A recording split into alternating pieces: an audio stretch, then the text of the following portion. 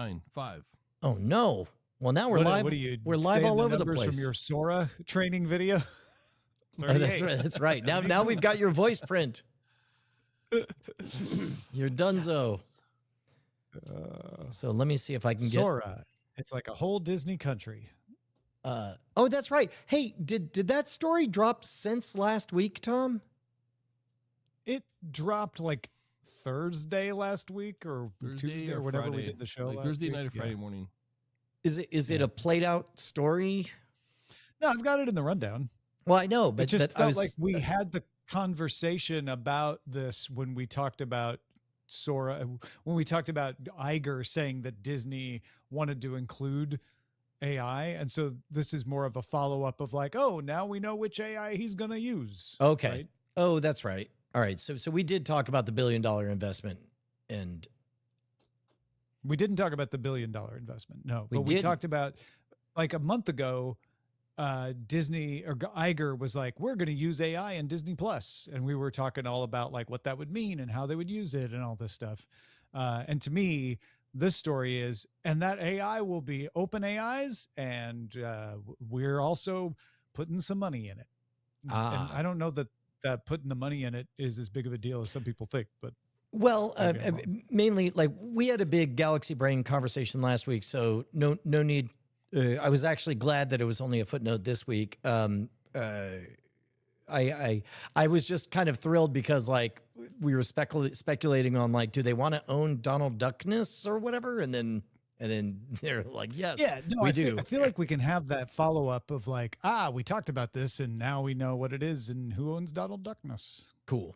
All right. Well, here, I'm going to set us up on the two shot. I felt if we made it the big story, that would just be repetitive. Yeah, I agree. Okay. All right. And the page we are on is the same one. Okay. And then I'm going to record. Hello, Ambassador Domo. In 3. Oh, wait. The Chiron's all out of date. A tidal wave of renewals, revivals, and returns. Yeah. Can I update this real quick? Yeah, I think you can. I believe in you. Summarize these stories as a Sling wins big. You know, this is going to put the guy who writes the things for the crawl out of business. Well, no, it'll just be more appreciated for putting his human touch when he goes off book or whatever. I have a lot of stuff behind me, and I should probably clean it up a little because it's starting to look like a junk shop in here. You say that, Tom, and I've literally got boxes that have been thrown around because I'm like in the middle of basically packing half my stuff up. Why are you packing up? So it looks more like that side is what you're saying. Yes, that's nailed it. I'm going through and packing everything up for CES, Brian. Aha. Maha. Okay. The show where we figure out how to watch what we want, where we want, with whom we want, on what food we like to eat, whenever we want. It's doing all caps, and I'm fine with it. Welcome to Cordkillers. Yeah. Here, we'll just let it go. It'll be fine. It's just doing the whole script now. What is that? Well, no. It'll do the beginning. I left that. Everything else is here. Oh, that was already there. Yeah, you'll see it's going to switch to all caps here in a second, and I don't have bullets in there. YouTube TV reveals. I can fix that. All right, here. Use proper capitalization. Let's just do the show like that. Uppercase. Netflix Lands Video Podcast. Brian, what do you think? Oh man, do you remember having to learn? Wait, no. Not all caps.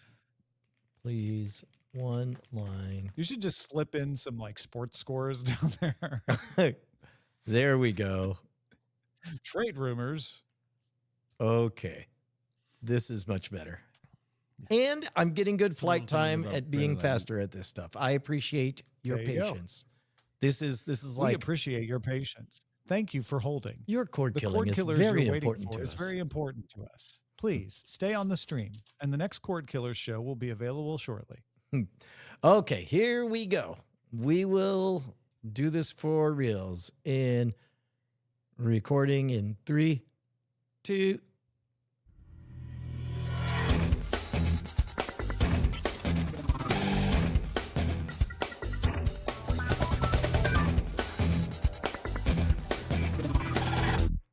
Welcome to Cordkillers Reckoning. The world of entertainment is turned upside down. All the cords are dead. And now we're like, oh, crap. How do we get the shows?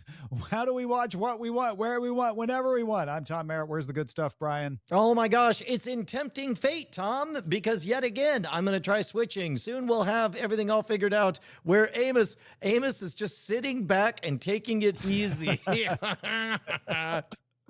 See, a lot of people are worried about automation, not Amos. No, he's literally just sitting there like, oh, well, let's see how this goes. Let's see how long it takes. Yeah, automation, call me when you're ready. Well, Brian, are you ready for the supply run? Supply run. Yes, you are. Yeah, full disclosure, Tom. I was very glad that Past Brian set up a button for that. Well done, Past Brian. Well, Past Tom and Brian talked about the big carriage dispute between Disney and YouTube TV. And we wondered, like, what is it they're arguing about? Is it just money or is it relationship with the audience? Well, now we know. Starting in 2026, YouTube will pull a DirecTV/Sling and start offering genre-based sub packages that are cheaper than the $83 a month everything package. That means you'll be able to choose just the news channels or the family channels or the entertainment channels or the one that YouTube gave us the most information about, the sports channels. YouTube says even if you choose 2 of these so-called skinny bundles, as some people called them, you won't pay as much as getting everything.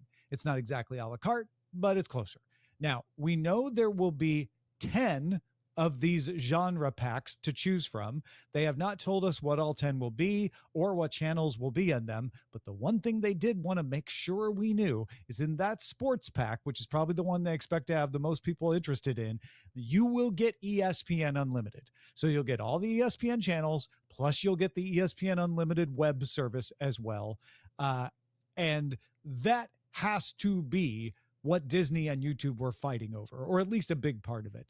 YouTube TV also added 750,000 subscribers last quarter. And as we mentioned last week, they were one of the few to add subscribers to an a la carte cable television service. So, Brian, there we go. It was all about how much to price sub bundles. Can I sub bundle? And can I please make sure to include ESPN Unlimited? This really is, and I'm glad you called it. The issue with Sling, for those who don't remember, and why would you remember that that Sling basically became the cheat code to get cable, to get sports legitimate on an over-the-top streaming service. It was an end workaround, but we had seen, this is just another face of the same beast that we had seen years before when it comes to carriage disputes, because ESPN, a lot of places, they pay you, or they pay the cable company for the privilege of having their channel on there. ESPN was eating up like what, a third of your entire cable bill, whether you like sports or not.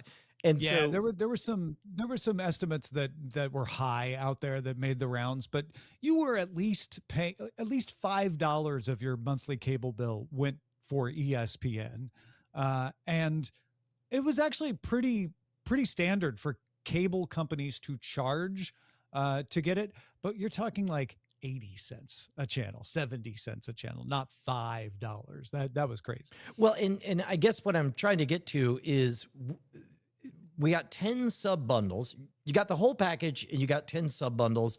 And basically it's profitable to, if you really only want 2 of the bundles, then you're better off not getting the whole package.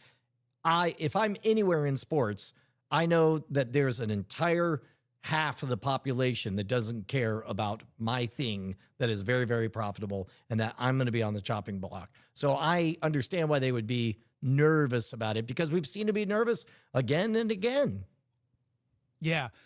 You were paying $5 a subscriber for every subscriber. Back in the days when there were 100 million cable TV subscribers in the United States, right? So ESPN was raking it in. But now that only the people who want ESPN pay for it, it costs $30 a month if you want to get just ESPN Unlimited, not bundled in with anything. So the argument between ESPN and YouTube was, okay, we don't want to force ESPN on everyone. We want to have these 10 genre packs. 9 of them won't have ESPN. We aren't going to charge them $30 like you would if they came directly to you. What can we agree on that's somewhere in between? And the thing is, we don't know what they agreed on because we don't know how much these genre packs are going to end up being. Yeah. So as a matter of fact, W. Scottus1 just now in the chat was saying, I'll be curious to see what the packs are and what price they are. So will we. But I guess from the outside looking in, we can mainly just intuit. Oh, go ahead. I was going to say it has to be more than $30 for the sports pack. Maybe the entertainment pack is cheaper, or maybe the history subgenre. I don't know how they're going to get 10 genre packs out of this. I'm very curious about that. But some of them are going to be cheap.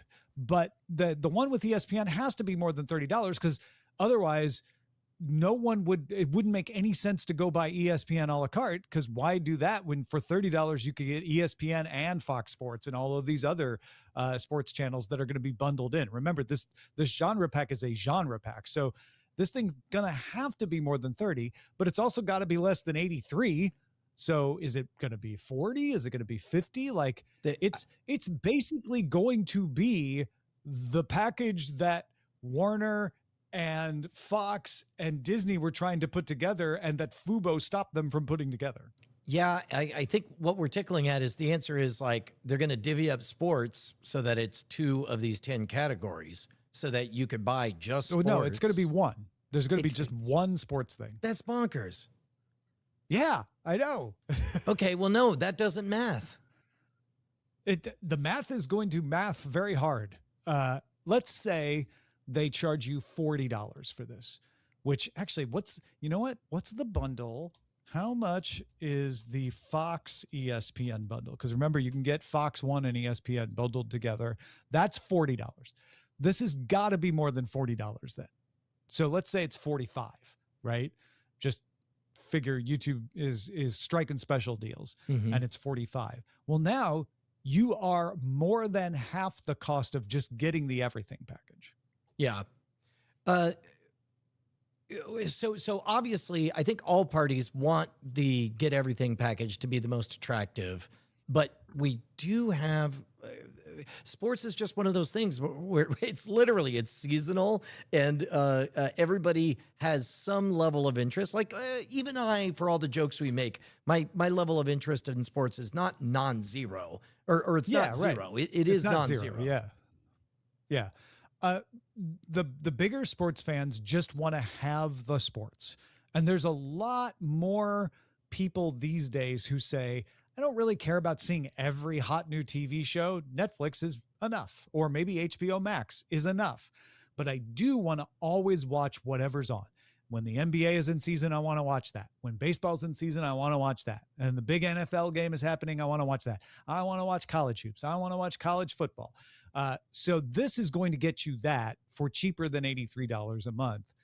That's going to be a certain number of people. It's going to be a large number of people.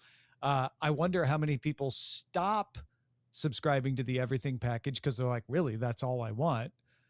And how is it priced to make sure that YouTube is fine with that? Where they're like, yeah, we won't have to pay carriage fees for those channels that you no longer get, but we are still going to make money off you. So they have to be getting a discount on these channels from the providers, which is where our story started. How much of a discount did they want from Disney? How much of a discount did Disney agree to? Yeah, I just realized that what I want to do is ask you, Tom, to speculate on what the 10 different genres will be. We already know that one will be sports. But then I realized that if I ask that, what I'm really doing is sending you to the spelling bee of how many cable channels can you remember from back in the day? Yeah, how can you slice and dice this, right? Because they mentioned news, sports, family, kids, and entertainment. There's 5, okay? Maybe there's a movies one that's separate from entertainment. I don't know. There could be some foreign language ones. That would be an easy way to fill out 5. You got a Mandarin one, a Spanish one, a Korean one, a Japanese one, and a Vietnamese one. There, boom, 5. Because DirecTV has those kinds of packages as add-ons, so maybe they do those as individual bundles. Yeah, I don't know exactly how they slice and dice this if it's not specialized language channel packages. It could be G. James B says tech, sci-fi, horror. Maybe I don't know if there's enough channels to fill that out. Horror could be Shudder, and there's a couple other specialized channels out there. We'd probably need to look at the YouTube TV channel lineup to figure it out. I guess that would give us a good map to start with. Here, we'll do. I'll tell you what, while you're calling that up, I'll remind people that this program is made possible by the fine folks who are our patrons. That's right. Those people that go to patreon.com/Cordkillers and sign up to give us money. And if you want to write us, we're at cordkillers@gmail.com. I just realized I teed us up for a break segment when we aren't at a break yet. So now back to the segment. Come back from that. Yeah. I also don't normally have to cover for that. Well, it wasn't going to take me that long. Women's. There's going to be a women's. Oh, of course. Of course. So you're going to have Pop and Oxygen and the, I don't know what else, Hallmark Channel, maybe they would throw in that. Dove Channel.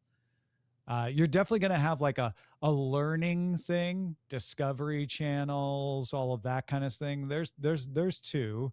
It's like an information channel or something like that. Documentary history.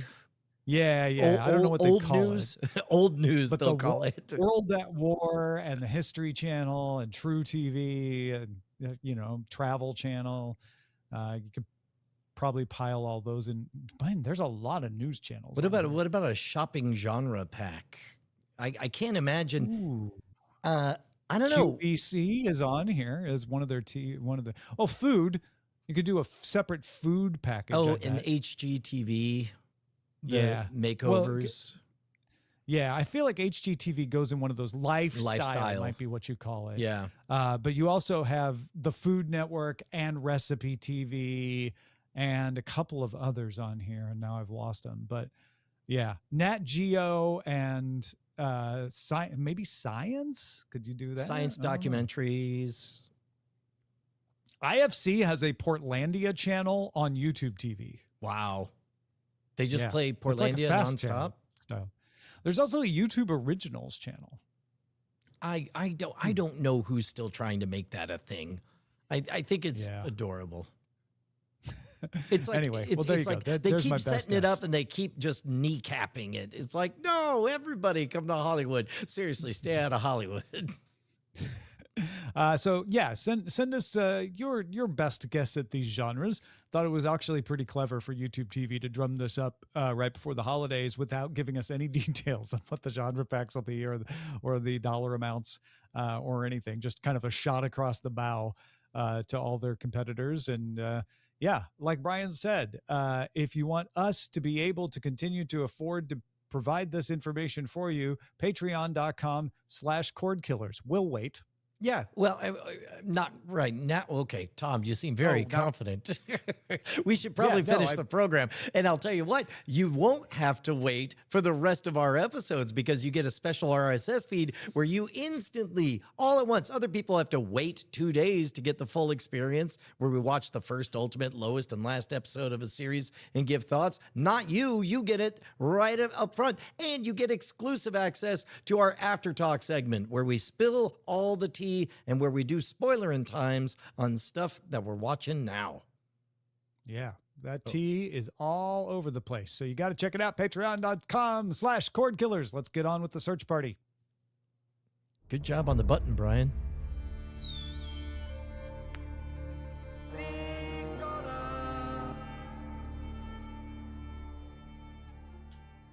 Man, we actually have 3 big stories to talk about today. Here's the second of the 3. Netflix reached a deal with iHeartMedia to bring more than 15 video versions of podcasts to stream exclusively as video on Netflix worldwide starting in early 2026.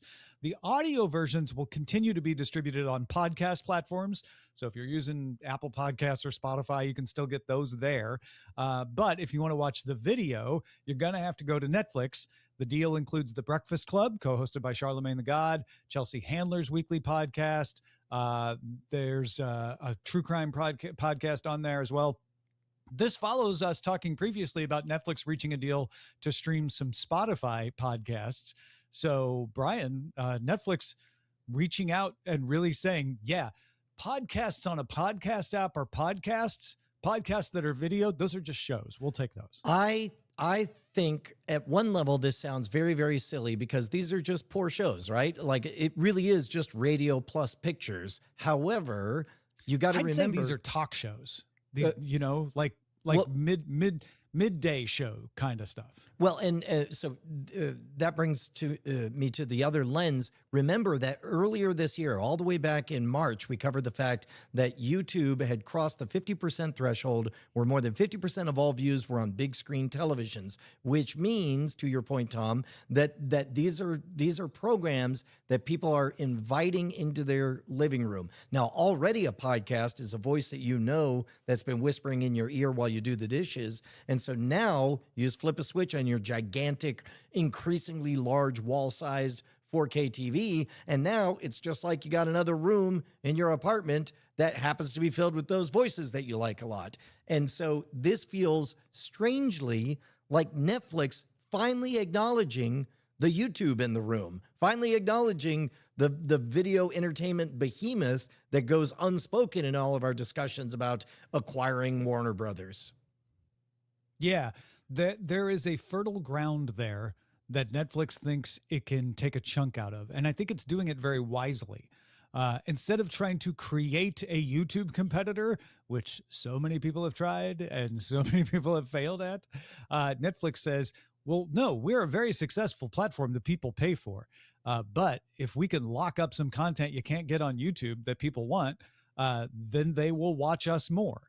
The weird thing is YouTube makes more money the more times you watch a show on YouTube, because they do one of two things. They either run an ad or they pay the owner of the channel per minute. Netflix only makes more money if you watch more things, if you're on the ad-supported plan. What this tells me is that that plan is so successful and growing so well that Netflix is like, we need some stuff that'll feed minutes, that'll keep people watching to drive that up. And I wonder what this is going to mean for the price of the ad-free versions of Netflix. This is brilliant, Tom, because it occurs to me, once you picture them growing ad-supported Netflix, technically it's just the degraded version of Netflix. It allows them to do something they could never cop to doing in public, which is we're actively competing with YouTube. It's like an end run. Like they will never, ever mention that their competition is YouTube, but that's exactly what it is. Yeah, because their competition isn't all of YouTube. They don't want to do every single thing that every person on YouTube does. I doubt Netflix is just going to open them up to chill hop streams of music. Although I'll be there for it when they do. Yeah, sure. If it made sense, it made sense. But what Netflix is identifying is this is the kind of stuff that people who use Netflix are likely to want to watch, and it will keep them watching longer. And it's incentivizing them to do that instead of just, you know what? We need to retain a subscription. This also relieves the pressure because we covered previously that Netflix was allegedly saying, we need dumber content. We need people who are sad talking about how they're sad while sad music plays and they're frowning.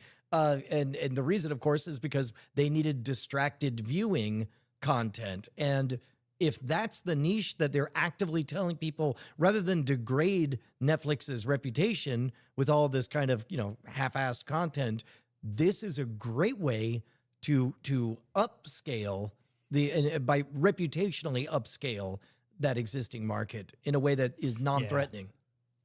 I think under Sarandos and Peters, Netflix is really deciding that they are television, all of television, and YouTube is kind of already all of television. It's certainly all but the prestige parts of television.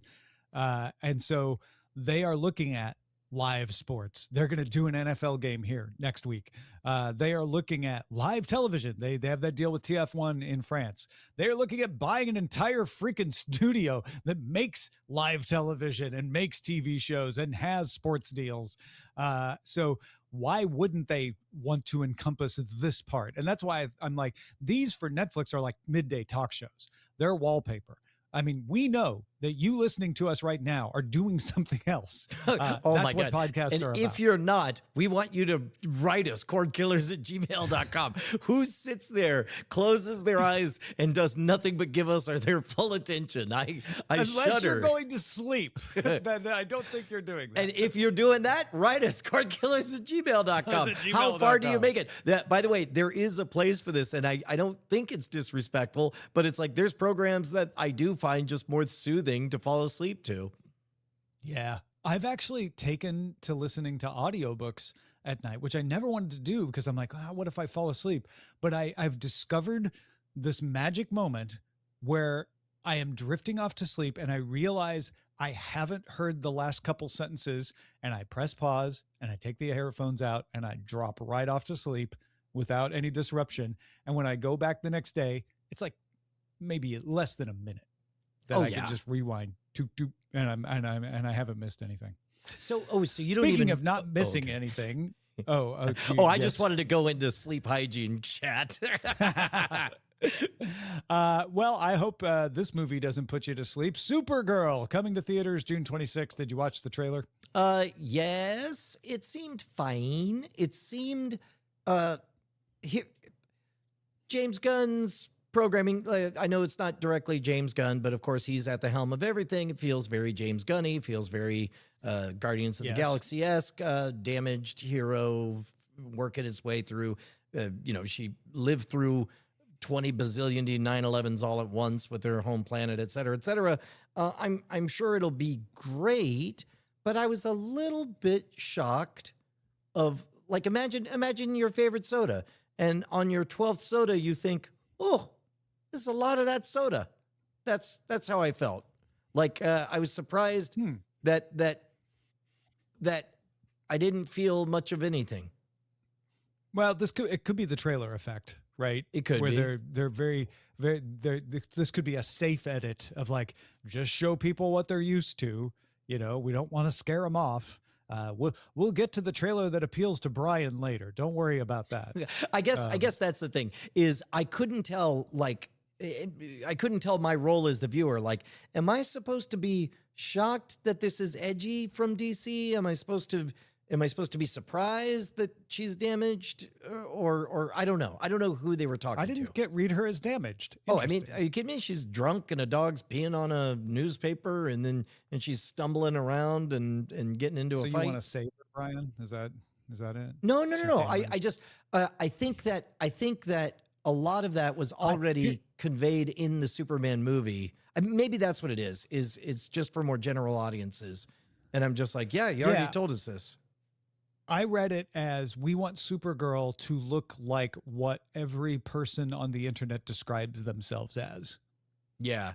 Like we want to be like, man, I've had a tough time. I have been through it and I'm barely holding it together. And I'm going to have that glass of wine and not apologize before I go to bed at night because I'm an adult.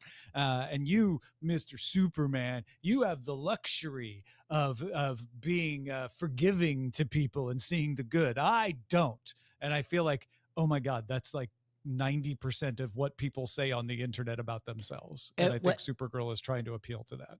And I guess that maybe that's the thing is I have to remember that if you're a Superman fan, then this is wildly like not since Superman 3 has something come out of left field like that within that framework. Yeah, I guess. HBO Max released a trailer with highlights for shows coming in 2026. We usually get this at the end of the year. So we got bits and pieces of Euphoria Season 3, House of the Dragon Season 3, Lanterns, and a little bit of a Larry David sketch comedy series that is yet to have a title. Teaser also included new footage from Lisa Kudrow's The Comeback Season 3, which stars Lisa Kudrow, as Variety pointed out to me, Richard Gadd's Half Man, and a little bit of Dune Prophecy Season 2, which I haven't watched Dune Prophecy Season 1, but I did like the movie, so I'll probably dive into it eventually. Did you ever watch The Comeback? I've been told that it's phenomenal. No, I have not. Yeah, maybe. I don't remember being told that. I shouldn't say I haven't been, but I say I was told. I think I just heard Penn Jillette just breathlessly talk about it. Okay. And about how he didn't expect it to be nearly as good. And then I looked online and everybody says it's good. I think that's what it was. It was all right. Independent investigation revealed it's good. Also, we were talking earlier about a channel that was it was all Portlandia. HBO Max has launched 2 linear streaming channels in its service. So they're not fast channels because you can pay for HBO Max to not have ads, but they are all Game of Thrones and Friends. If you're like, yeah, I like every episode of Friends, I don't care which one it is, just put it on and let them play one after the other. You can do that. Same thing with Game of Thrones. Well, isn't that interesting? Because those two shows are so fundamentally different in terms of Game of Thrones is the walking definition of you have to watch them all in order, beginning, middle, and end. This doesn't make sense out of context unless you know whatever. Or maybe it does, but my point being, Friends, you really could hop around and you're like, oh, I thought they were dating, but they're not. Okay, it doesn't matter. Yeah, there's a little bit of a storyline, but it's not nearly as essential as the Game of Thrones one. Right? Yeah, unfortunately, my bitter disappointment, Tom, is that I thought it was one channel with only those 2 shows on it, just kind of interspersed. There you go, HBO Max free idea. Friday Night Lights is coming back to Texas at the 2026 ATX TV Festival right in your backyard, Brian. Like literally, I think they're holding it in your backyard. The cast is going to get back together to celebrate the 20th anniversary of Friday Night Lights.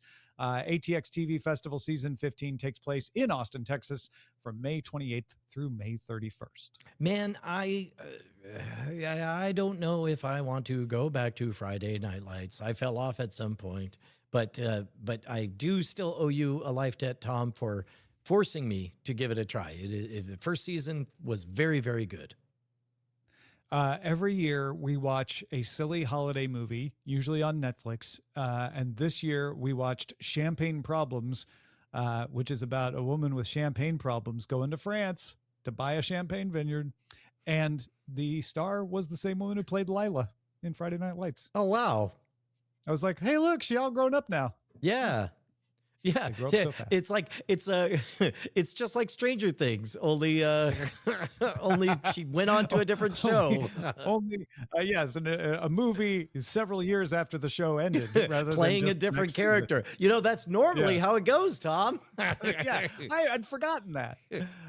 Brian Fuller says he's shopping a 3rd season of Pushing Daisies. The writer strike victim show that only had 2 seasons. The Mary Sue was told by Mr. Fuller, we have a season 3 pitch. The entire cast wants to come back. We're hoping we can get to return to them. We just have to find somebody who wants to make it. Yeah, that's Brian Fuller going on the Mary Sue going like, hey, bidders, who wants Pushing Daisies? I'm ready to talk. Call my agent. Yeah, that was one that was very, very beloved. Yeah, I really liked it myself. I don't know if it would hold up this far down. or he's or what the obviously not stakes were going going to to be. pretend it's happening immediately after season 2, right? Unless he does Stranger Things, I guess. I'll tell you what. I wonder if de-aging is the one crack in the anti-AI sentiment wall where it's Maybe. like, what if you just could have it? Why not just tell me how old you would like to be? There's also a trailer out for part 2 of Stranger Things. Next 3 episodes come out December 25th with the finale out New Year's Eve.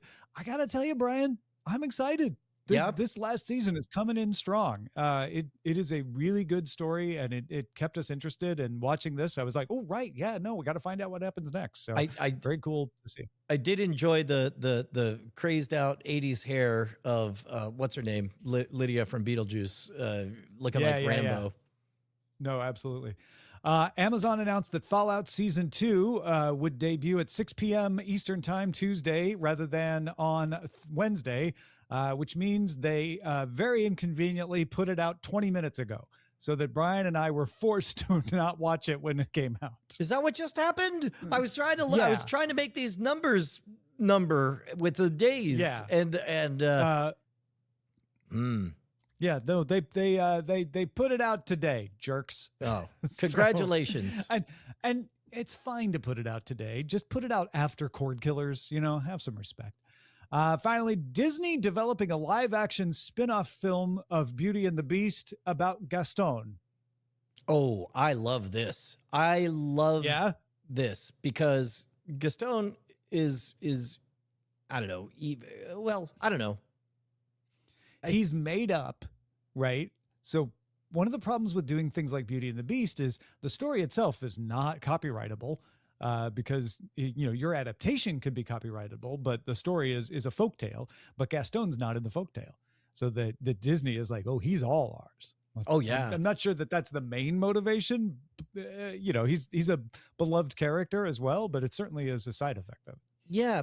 Well, I guess he's really the same archetype as Maui from Moana, right? Just whereas Maui tips to good guy, Gaston tips to bad guy. Mm-hmm. And so seeing the origin, now obviously, we can't see an origin of Maui, or I guess we could, but I'm much more interested in if we're going to follow the origin story of somebody, I want to see the one that tips into evil. Origin story? I don't even know. Well, I guess it could be an origin story. Or they do a Cobra Kai. You win either way. Either it's before he became a jerk, or it's after he became a jerk. Or his reclamation. Yeah. All right, let's move on to the buried treasure. Most people want to know why the French suddenly got rich. Buried treasure.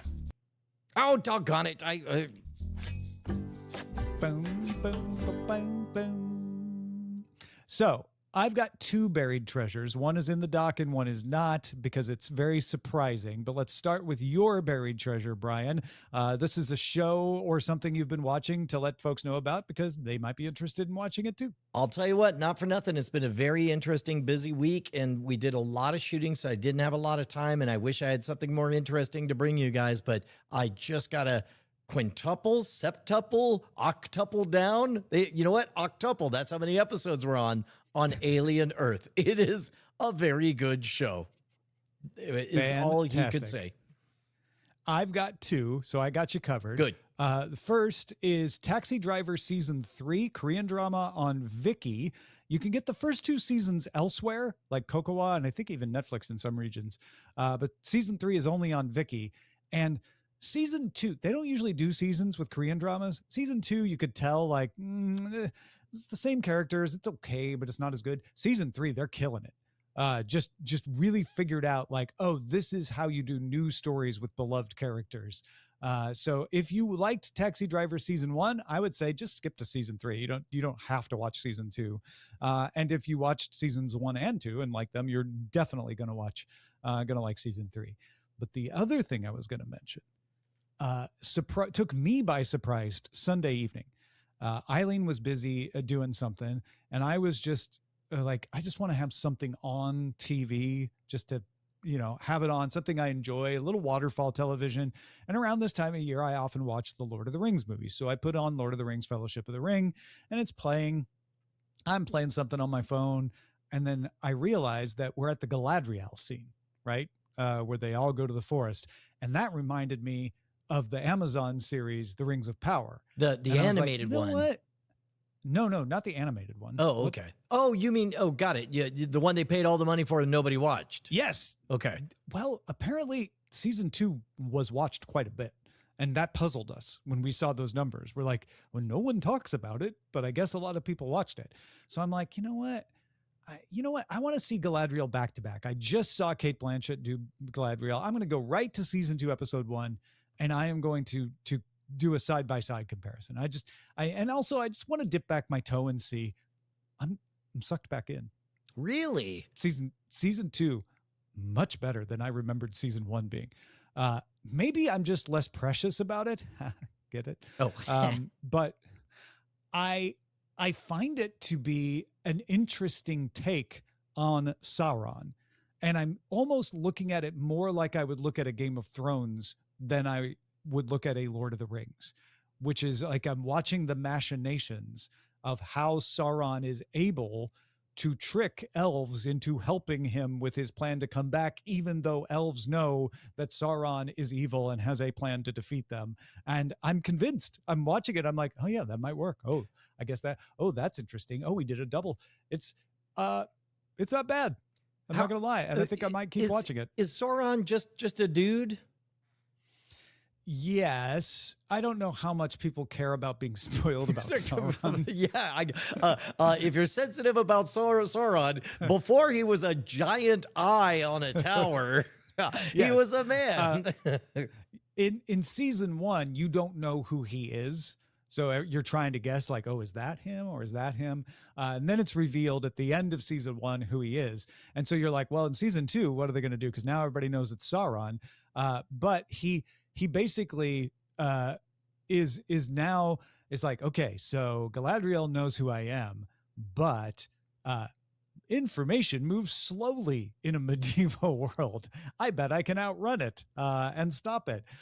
And say things that are true, but just leave out the important bit about me being evil and convince people to help me. And he appears to be a human, and he claims to have been a descendant of a king, sort of implying that he's the lost heir. And then when they find out he's not, if they don't know who he actually is, he's like, you know what? I'm actually not a human. I don't like to tell everyone this, but I'm a Valar from across the sea. And I'm like pretty powerful and I can help you, but please don't tell anyone else. Right. I just need a short advance to unlock all my funds in my overseas account. If you can help me make these rings, we'll save all of Middle Earth together. And he's, he basically is a Valar, not to get too far into the lore, just a really evil version of one. There's also a story that appears to be Gandalf, but that one we still don't know yet. It's like, oh, it could be Saruman. Don't know. We'll see how that one goes. But anyway, I was surprised that it sucked me back in. If you got something we should be on the lookout for, folks, you are going to want to write this down. The email is Cordkillers. There's 2 L's, Cordkillers@gmail.com. Do it right now. Send us an email about whatever you want, even if it's just like advice for your plants. Yeah, oh my God. It's easy enough to throw out there, person who doesn't read the emails.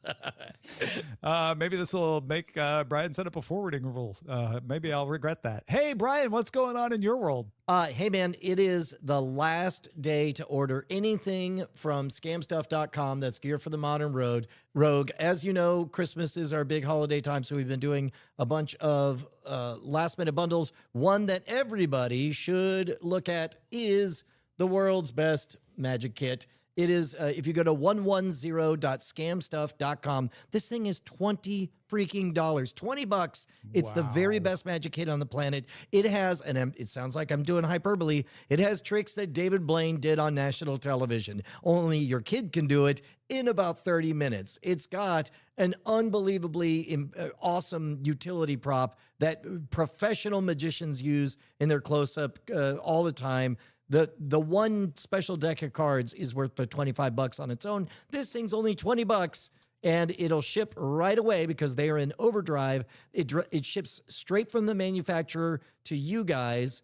And just all you got to do is, and I offer, the reason it's 110.scamstuff.com is because I'm offering a 100%, a 110% money back guarantee on this thing. It is amazing. 110.scamstuff.com. Get it as we're recording. It's the 16th. If you get it in the next 48 hours, it should be there in time for the big day. So wait a minute. You're saying that it's not too late for me to order it right now? No, it is not too late. If you go to 110, that's 110. See, I named it that way because of the 110% money back guarantee that I'm offering. And in fact, you don't even need to here, I'm going to turn this down. You don't even need to speculate. If you want to know everything that's in the kit, there's even a video of it right there. Just go to that site and click on the YouTube vid. So I don't need to pick like really expensive shipping. I could just pick standard shipping. Actually, now we're in the weeds. I actually don't know. I know that it will fulfill in 48 hours from direct from the manufacturer. Well, I'm looking at it and it says 4 to 9 business days, and 16 plus 9 is 25. So that sounds pretty good to me. I am buying it right now. Hells yeah. It's great. Everybody. Go do it. Do it. Let's move on to Scan the Horizon. Send a scanning to abort. Scanning the horizon! Okay, it is time for what will become a recurring segment. How's things going with that whole Netflix, Paramount, Warner love triangle? Netflix reportedly plans to add debt so that it can increase what it will offer Warner Brothers Studios for the studios and streaming division. They have not actually increased a bid yet. Because we're waiting for shareholders to respond to the Paramount bid. Meanwhile, Paramount says its financing is more airtight and promises it can close the deal faster as it continues to try to butter up shareholders. We also got the Warner board formally rejecting that Paramount offer, which is not so much a rejection as it is a step Paramount had to take before it can go directly to shareholders. I've seen some people in the financial press arguing whether this is truly a hostile takeover or not, but it is an appeal directly to shareholders. But they had to get the board to reject it too, so that they could then go to the shareholders and say, well, your board rejected this, but maybe you think it's a good deal, et cetera, et cetera. So that's where we are with the machinations. Meanwhile, Netflix co-CEOs Greg Peters and Ted Sarandos posted a note to the company blog that they also filed with the SEC because reasons. They said there is no business overlap between Netflix and Warner, that they do not plan to close any studios. That includes Netflix's own studio. They repeated assurances that they will keep the theatrical model. And they've said that before, and people go like, well, sure, there's going to be contracts they don't want to violate, but as soon as they can, they're going to start going straight to streaming. They wrote, we haven't prioritized theatrical in the past because that wasn't our business at Netflix. When this deal closes, we will be in that business. So that's the closest they've come to saying we'll respect the window. I gather from that they don't want to say we'll respect the window because they want the window to be shorter, but they are probably willing to do longer windows than they've ever wanted to do with Netflix stuff. Also, the more they say now, the more they have to be held to later. So Yeah, they are not in the business of saying any specific promises if they know what they're doing. And I suspect but they do. Want to calm people down because people are like, Netflix is just going to ruin theaters. They're going to own all the Warner movies and they'll go straight to streaming, and then they'll never go to theaters, and the theaters will all close and it'll be the end of humanity. And Netflix is trying to say, actually, no, we don't want to end humanity, nor do we want to kill theaters. We actually own some theaters. So that's where they're going with that. The Apple TV app for Android now supports Google Cast. So you can cast from your Android phone an Apple TV show like Pluribus to your television. While casting, it shows a mini player with playback information, device, and timeline, along with player controls. You can tap on that to make it bigger. The iOS version of the app, however, does not support Cast. If you're using an iPhone or an iPad, they expect you to use AirPlay. Yeah. The Attorney General of Texas is suing Sony, Samsung, LG, Hisense, and TCL for not properly obtaining user consent before collecting information using automated content recognition from TV viewers, which it then sells to third parties. You know what? this is one confused libertarian in this moment. Because on the one hand, I'm like, yeah, cover my privacy. And then I'm like, by insisting that there be yet another screen, like that's what he's shouting at, is that there wasn't another screen Brian could mindlessly click through and hit agree to. So it's like I'm at war with myself right now. Automated content recognition is looking at your screen and trying to say, oh, Brian is watching Pluribus right now.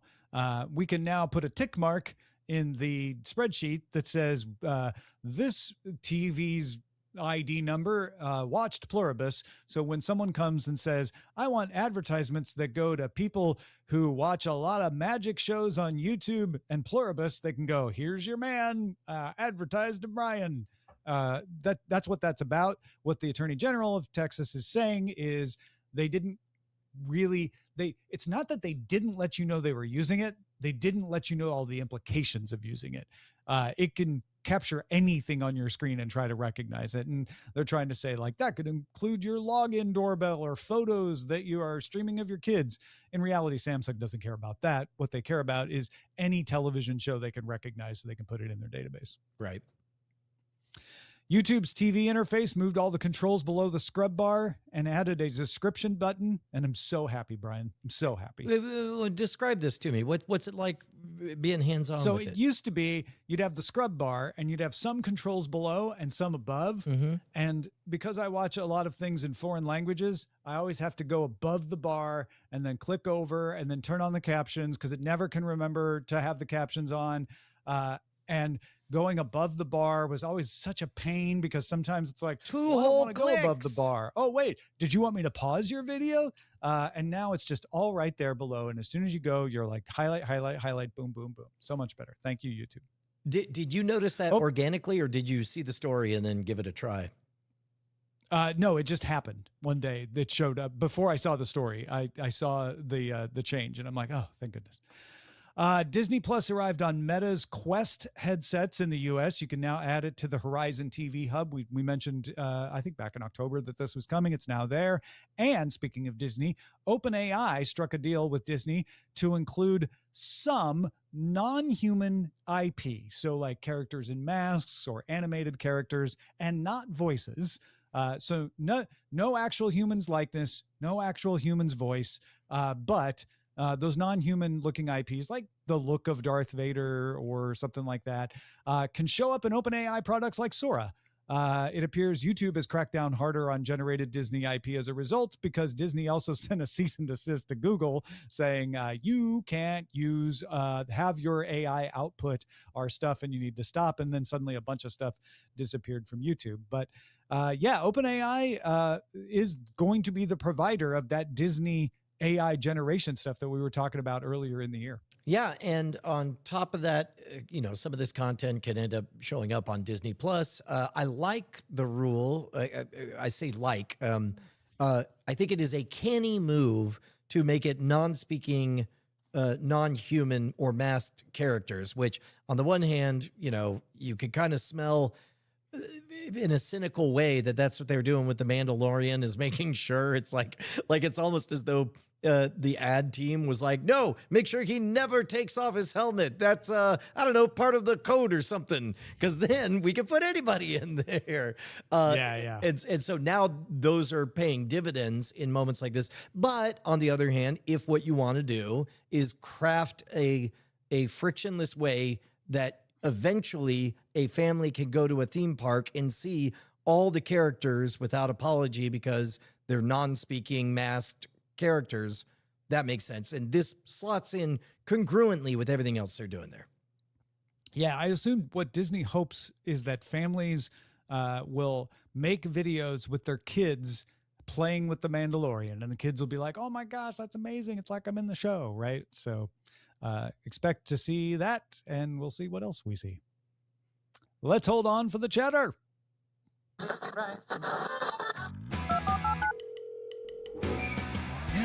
got mail.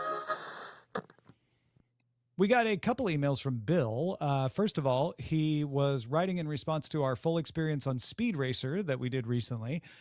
He said, it always bothered me that Speed had a G on his shirt. Since you didn't bring it up in the full experience, I asked Perplexity. I could have sworn I brought it up, but maybe I brought it up in After Talk or something. Anyway, Bill says, in the original Japanese version of the series, the character known in English as Speed Racer is named Go Mifune, and the letter on his shirt is simply the initials of that name.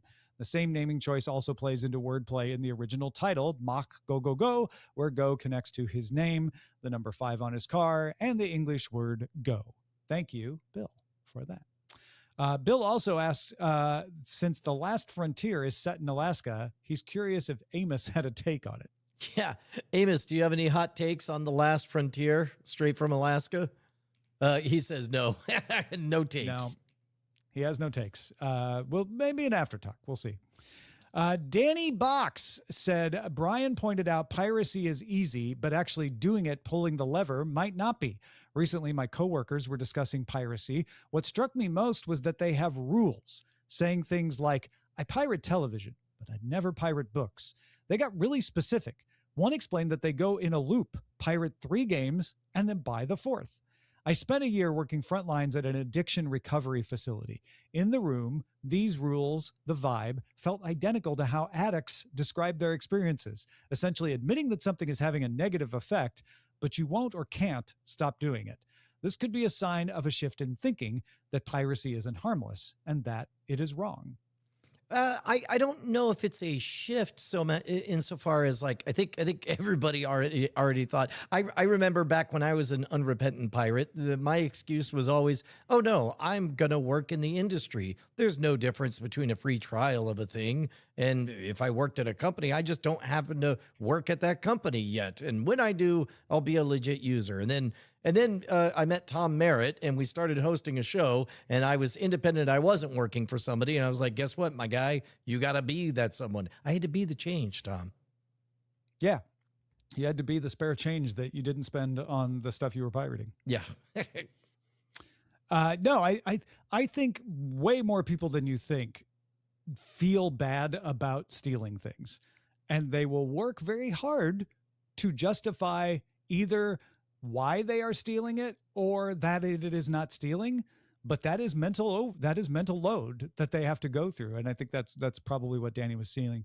Danny also wrote in response to my summarization of their Plex email and said, it being accessible is more important to my point than calling it easy. And his, if you don't recall, was the email about the R software as an alternative. If anyone then pirates care about the R's, it's about the appearance of being widespread or being able to spread wide. So because the summary didn't get it right, I was going to read Danny's entire email from last week. Danny wrote, Plex offering cover for pirates by having legitimate offerings is pretty interesting take, especially when considering how far they can push it. I love tinkering with self-hosting alternatives to popular services, but that community has basically been overrun by the R suite of software. Yes, R as in what pirates say. Sonar for TV, radar for movies, LiDAR for music, and on for all types of media. It's all over and very well documented, step-by-step guides on YouTube. It is not a new popcorn time in terms of simplicity, but the barrier to these incredibly powerful tools is very thin. Large-scale piracy available to anyone with the hard drive space, built with Plex specifically in mind, and Jellyfin, which seems to be the most popular alternative to Plex. Pirate's gonna pirate, right? Well, the R's have pretty bad optics. If you're trying to persuade people, ISPs or governments to worry about piracy, intimidation by marking Plex as a company seeming less trustworthy or greedy could be an angle. So there you go. That's Danny's full words. Sorry that the summary messed it up. Yeah, we were a little bit under the gun, which is why we had to rely on that knuckleheaded intern. Chad. Different Chad. Ralph from Jersey wrote, a couple months ago, I emailed you about the Amazon Prime Video animated series, The Legend of Vox Machina. I wanted to follow up because the creators just released a new show called The Mighty Nine, N-E-I-N. It has a similar Dungeons and Dragons style theme, a group of misfit nobodies trying to save the world. The trailer even sums it up perfectly, saying they were chosen because they will never see you coming. One of the characters even jokes that they might survive this adventure because, in their words, let's do what we do best, make bad decisions. I do want to warn you that this show and the previous one is not for kids. Prime Video has recently been criticized by parents for not clearly warning that some of their cartoons are actually made for adults, not children. Ah, that's interesting. That brings us back to the days of installing V-chips on televisions and doing TVMA and all that stuff. I can't tell anymore when someone says they've come under a lot of criticism if they actually have or not. Like, I've just lost the ability to tell if that's a bunch of bots that have decided to go after somebody, a bunch of people who are just very loud but not numerous, or a bunch of people actual, with friends who may or may not exist. Yeah. Ben writes, back when I cut the cord, I used the savings to buy an antenna, an HD home run, and a lifetime Plex pass. I don't watch backed up movies. I don't pirate, and I've never shared a password for it, but I do love Plex for its DVR features. And just like my beloved Replay TV did back in the day, Plex gives me a skip commercial button, or it will even completely remove commercials from the recording. This setup is great for keeping up with various sports without having to pay for streaming services. That's very cool. Yeah. I'm not current on Pluribus, writes Jason, so I don't listen to your discussion in the aftertalk to know if it came up. But in the episode when her house is being repaired, Carol mentions that one of them looks familiar and claims it's the mayor. It actually is the current mayor of Albuquerque, Tim Keller, playing the mayor of Albuquerque. I love it. That's great. And it passes that most difficult of test. Whenever a character is odd and doesn't seem to fit, then I find out later that it was a cameo. I think Ed Sheeran was one of those in Game of Thrones. I'm like, that was a weird beat. And they're all like, that was Ed Sheeran. I was like, okay, all I know is it degraded the product so that you could say that sentence. Whereas this one, I watched it 3 times, didn't even notice. Unlike all the other people who wrote you about Plex, writes James, I have zero interest in ever using Plex, and I would be happy if you never talked about it again. But I know the show is not just for me, so you do what you need to do.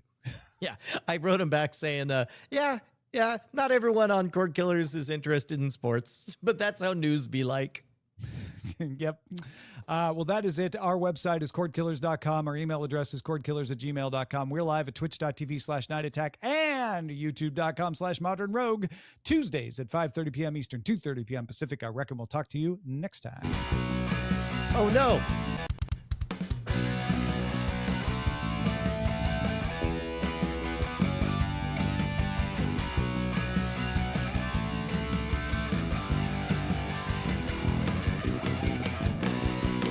Diamond Club hopes you have enjoyed this program.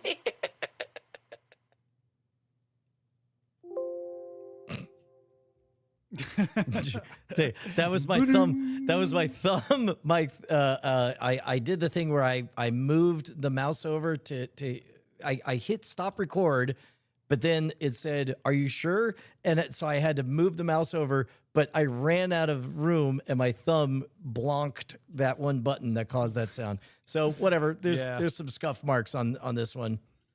That's all right. No worries at all.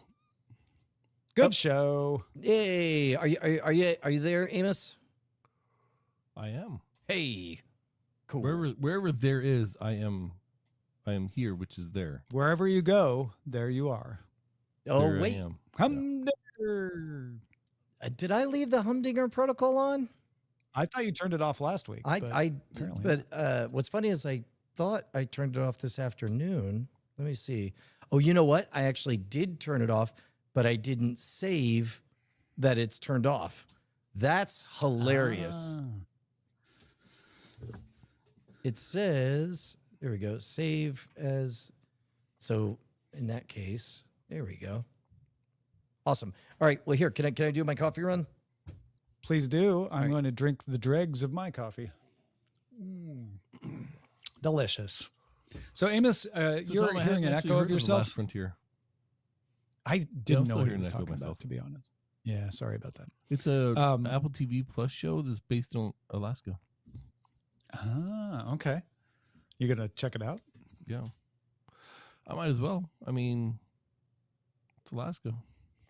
Yeah, one of the few people on the internet. Do you know anything about Alaska on the internet? So, no. No, I look at it once in a while, but then it's like cold, so I just come back inside.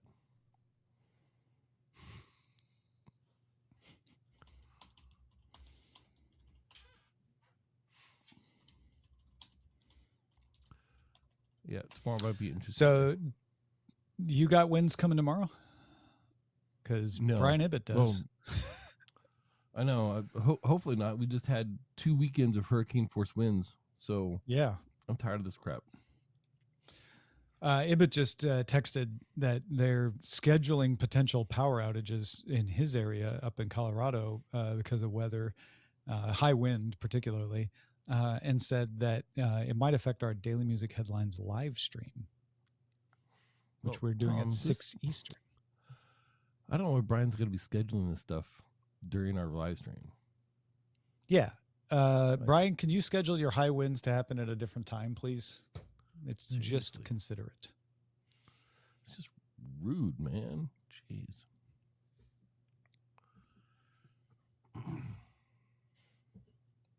There we go. I'm centering myself.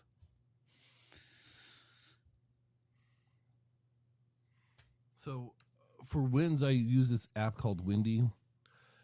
Yeah. And it's not just an app, but it's also...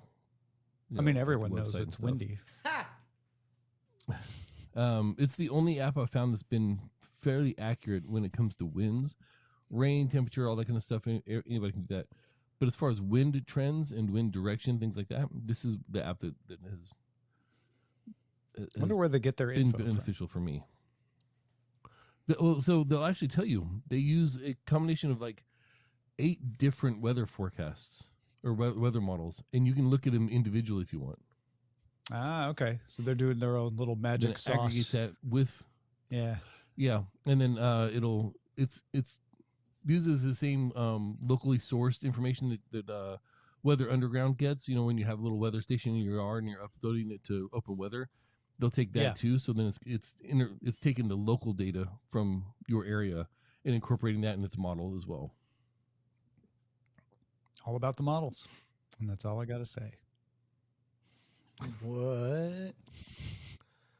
Is that a reference? Because I got the windy one. I don't think I got that one. That, yes, it's a reference to rap lyrics. Oh. Whoops. From the 90s. Oh. From the 90s. When I listened to rap. Just so no excuse for Brian, unfortunately. That's I thought I had it out there for a second. Reference. Yeah. It's all about the money. And it looks like we're actually going to be getting like 30 mile an hour gusts tomorrow when we're recording our show. So, okay. When do you guys go to CES? January 4th through January 8th. That, yeah. I think, Amos, you're in on the 3rd, but right? But that's still a weekend. Yeah, for sure. Well, shall we do a full experience then? Yeah, let me pan myself a little to the left, make room for us. There we go. And then, do you want me to record? Is it okay, Amos, if we have separate files for the full experience and the after talk? Yeah. Okay, great. Well, then I will. And you don't need to bring me in on the full experience because, again, I didn't get a chance to see the show. So, okie doke. All right. Oh, that's right. All right. And ready and...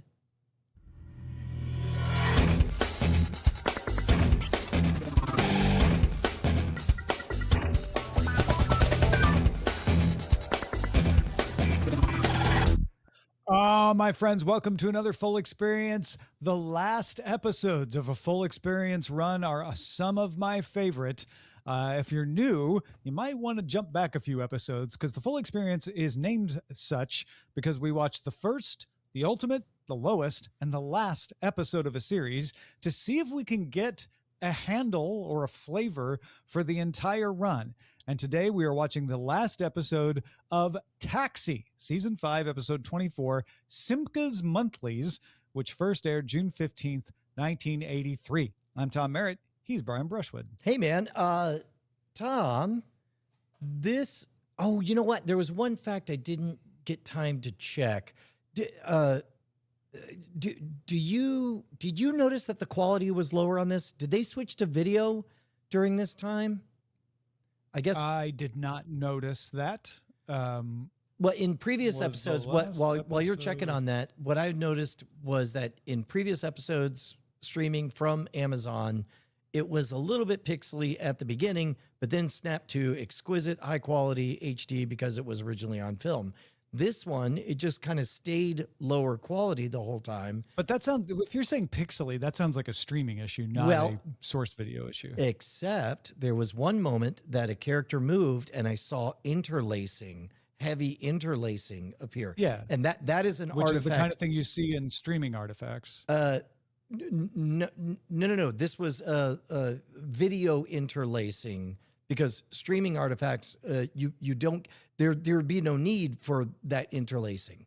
So it could be more of an encoding issue, but you would see a higher quality picture if it was shot on videotape. So versus the grainier film that they used. When they transfer, for example, if you're seeing interlacing though, that wouldn't be a videotape artifact. That would be an encoding artifact, I would think. Well, as I understand it, when Knight Rider shows up on HD, it goes from the film to HD. So there's no opportunity for natural NTSC interlacing to make an appearance.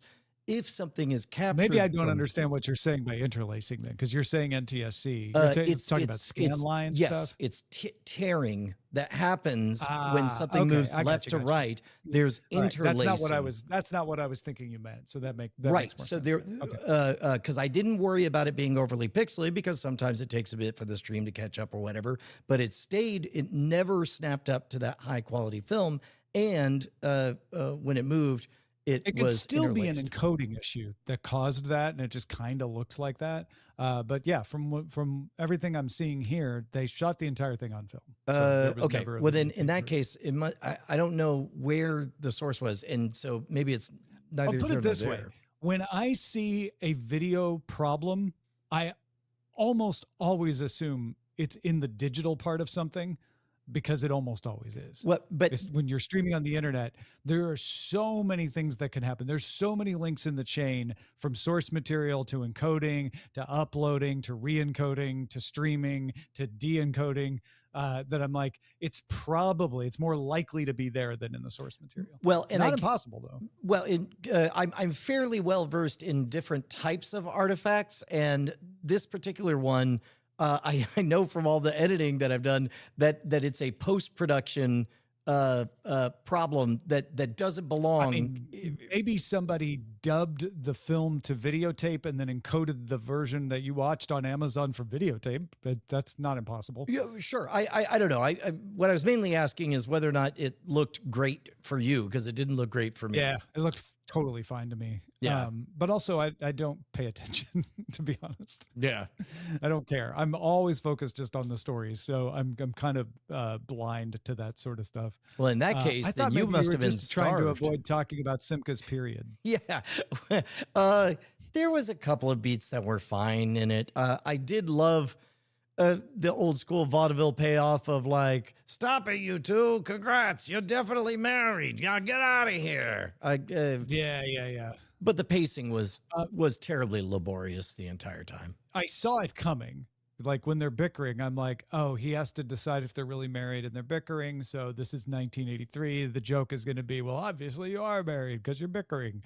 They really didn't know they were getting canceled, did they? Like, there's nothing sentimental in this episode. Yes. I think you're right.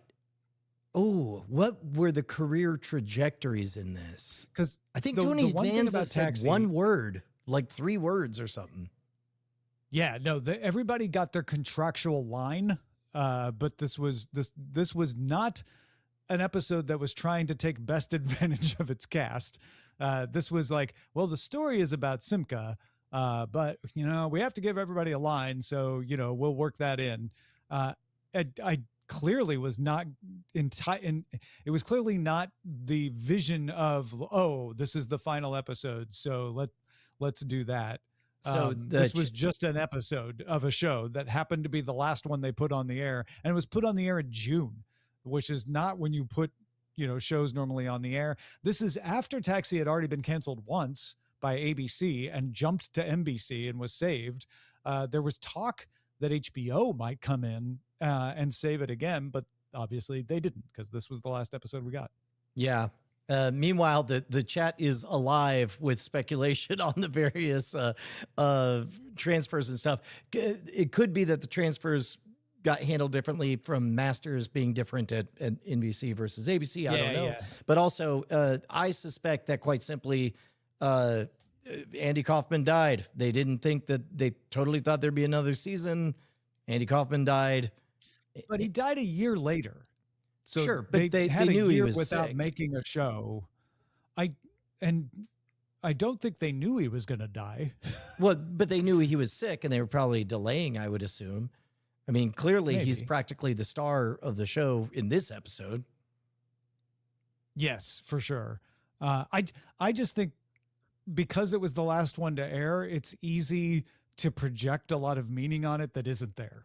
That this was just a script in a season of 24 episodes, and it aired last by accident, not by intention or design. Yeah, I definitely agree with that. And obviously, if NBC bought it, they maybe it didn't perform as well as they had hoped, and it was kind of on the chopping block, and then all of a sudden chaos happened. People fell out of love with Taxis. It's not the same. I mean, these are all answerable questions that we did not bother to try to answer. So you know why? We're facts. asking them because this was a boring episode of Taxi, Tom. Yeah. That's the one thing we can speak to with direct firsthand knowledge.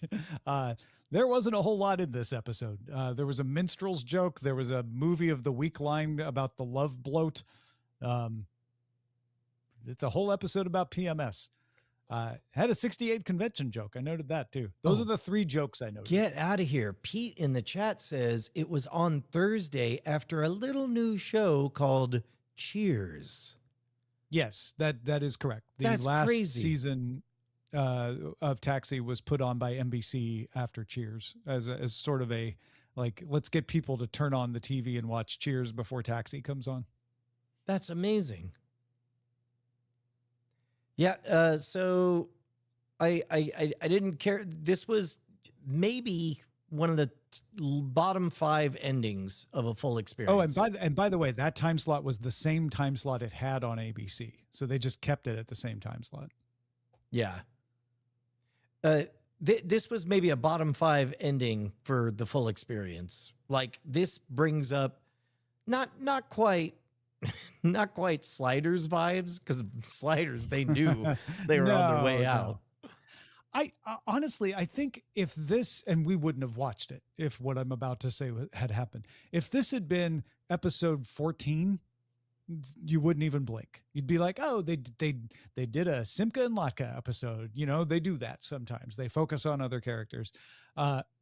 This is it's not a failure in the full model, but it is an example of when the full model can falter, when the last episode is not the last episode. It just happens to be an episode. And we've run into this before, but I think because Taxi is so good the rest of the time, it is more disappointing to see the last episode just be one of its kind of medium range episodes. Yeah. So let's look back on our full experience. I definitely feel like we can speak Taxi with confidence, but yeah, I think so. I didn't feel much of anything. I was left kind of like, was Taxi just not good? We got a lot of Andy Kaufman. Oh, really? I thought it was great. I really enjoyed this. I mean, this last episode was not great, but you didn't enjoy watching all 4 episodes? No. I guess I just expected one to hit me harder than it did. What was the highest rated one? That was the Reverend Jim one. Yeah, Reverend Jim: A Space Odyssey. Yeah, that was pretty good. That was pretty good. I liked it. I mean, I'm glad. I feel fulfilled that I now know what Taxi was like. but I don't know. What were you expecting? Oh, no, this is exactly what I was expecting. But I guess, I mean, I was hoping that I'd get to gawk at a moment and get excited and think, what must this have looked like to America at that time? And we got that, for example, in Moonlighting. You know, we got that in MASH. But I didn't ever feel a holy moly, what must it have been like to see? Although we did talk about that in relation to that Ultimate episode, Reverend Jim, like as sort of as they talked about the Vietnam War and all of that. Yeah, you know what? You're right. Okay. Yeah. But maybe, but I mean, we did that, but obviously it didn't stick. You know what? Maybe that's what it was. Is the first episode was, you could see the potential. I really enjoyed seeing all the chess pieces get set up, and I do sing the praises of the Ultimate episode. But the lowest episode, I didn't think. It was fine. Well, we were talking about how the lowest episode didn't feel like it was the lowest. Like, hey, if this is the worst Taxi gets, it's not bad. Yeah, honestly, I think the last episode was not as good as the lowest episode. Yeah, I think the last episode was worse than the lowest. Yeah. I'm with you there. I feel like I raised my estimation of Taxi watching this, which is why I'm a little surprised at your reaction, because my expectation was I'm going to watch a show that was highly regarded in its day, but I'm not going to think that, which is what we just had with Speed Racer. Yeah. Where I'm like, I loved Speed Racer. And then we watched it. I'm like, it was good when I was 5, but probably don't enjoy it the same way anymore. And I thought maybe Taxi would be the same way. And I was impressed, not voluntarily. In other words, I found myself watching the entire episode all the way through without checking my watch and going, oh, it's over. Right. Never once was I blown away. Never once was I laughing. Never once was like, oh my God, this is so good. So I'm kind of with you there, but it elevated my opinion because I enjoyed watching them, except for Simca's Monthlies. The first one where I was like, how much more do we have left on this one? Whereas the other 3, I was like, these were great. These were great episodes of television. I think part of it is that we feel absolutely no dancing on a razor's edge, playing, toddler playing with a handgun vibes over the idea of talking about a woman's period. Like, I think that... No, I think it was a much different... And if anything, that's the lesson we could take away from Taxi, is a lot of the things that were huge when Taxi aired don't feel huge now. That's just a matter of time passing, right? Right. Yeah, that tracks. I don't think we got as much of Tony Danza or Jeff Conaway, which is Tony and Bobby, as you would have got if you watched the whole thing. We got plenty of Elaine, we got plenty of Alex, and actually plenty of Louie. Maybe not as much of Latka as we would have gotten, honestly, but we got plenty of it. But I do feel like, I guess Tony and Bobby were just bit characters. And I think they were bigger characters than that, because they're Tony's in all the episodes and Bobby is in half the episodes before he leaves the show. Yeah. And I guess Tony's got a significant arc with his boxing career or some point. Yeah, right. And we didn't see any of that storyline. We saw more of Reverend Jim's storyline than Tony's. Yeah. Reverend Jim, it's all the right comedic beats, but just the pacing from the time is luxurious, shall we say? Yeah. Yeah.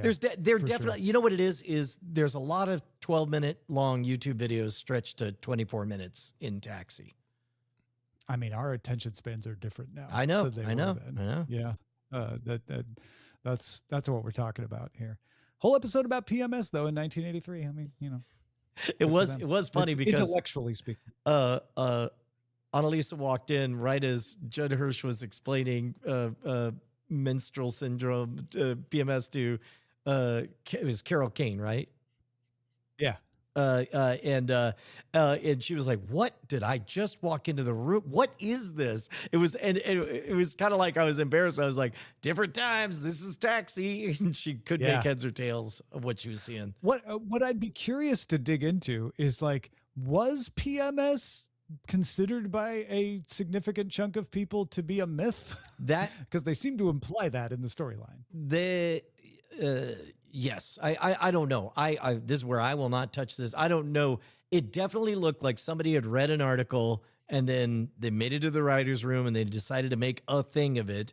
And maybe that's part of what was driving me batty was I didn't know whether or not, like, are we seeing an out-of-date episode about recovered memories or some other topical thing? Where's quicksand? Yeah. Is it about to show up? Is this an important milestone in the road to accepting that a condition is real, or is this just a send up of like some crazy people don't think this is real? Like, yeah, I couldn't tell. Yeah, I don't know. Well, that's Taxi. The entire full experience of Taxi. That's going to wrap up our full experience for 2025.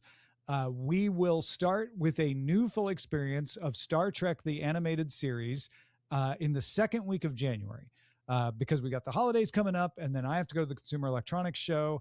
So we will have a Cordkillers from CES, but we're not going to do a full experience there. So the first full experience will be probably January 12th. The first episode of Star Trek, the animated series, Beyond the Farthest Star, which first aired in September of 1973. So you got plenty of time to acquire that episode however you can. It's available on some streaming services out there at no additional charge, and then watch it with us for the second week in January 12th. You get these episodes early if you're a Patreon.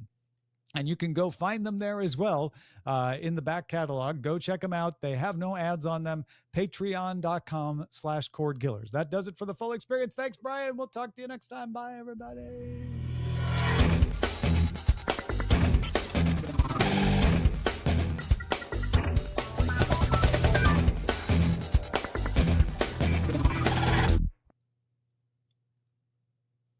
There we go. Oh, the end of it. Oh, Tom. No, they went out with a whimper. Oh, oh no. It's true. All right, guys. All right, we're dropping up the stream. We'll see you later. Bye. Bye.